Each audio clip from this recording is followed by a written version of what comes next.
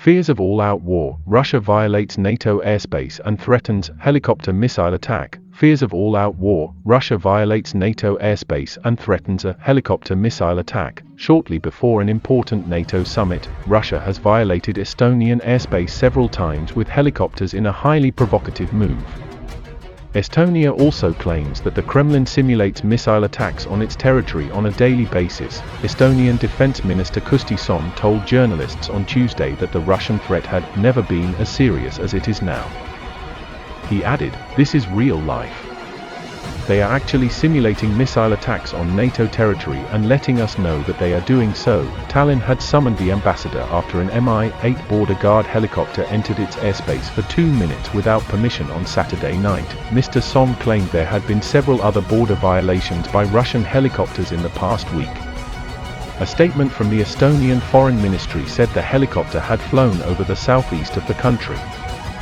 It read, "Estonia considers this an extremely serious and regrettable incident, which will undoubtedly lead to additional tensions and is completely unacceptable. Russia must stop threatening its neighbors and understand that the price of Russia's aggression against Ukraine is high indeed." The hostile move comes as tensions between Russia and another Baltic neighbor, Lithuania, are on the verge of breaching after Lithuania blocked Russian train traffic through the country from its Kaliningrad enclave on the Baltic Sea.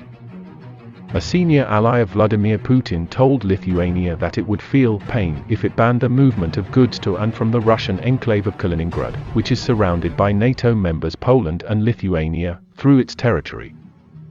The Suwalki Gap, the thin piece of land separating the Russian enclave of Kaliningrad from Belarus, would likely be a starting point for any conflict between NATO and Russia. If Russia were to storm the gap and move troops through its ally Belarus, it could split NATO forces in half, weakening defenses in the Baltics. Only Lithuania and Poland stand in the way of a land bridge from Belarus to the Baltic Sea.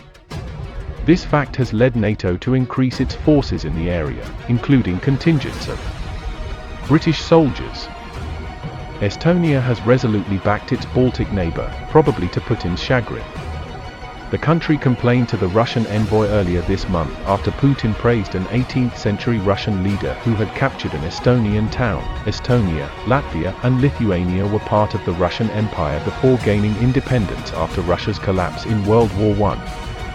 In 1940 they were annexed by the Soviet Union and only regained their independence after the collapse of the Soviet Union in 1991.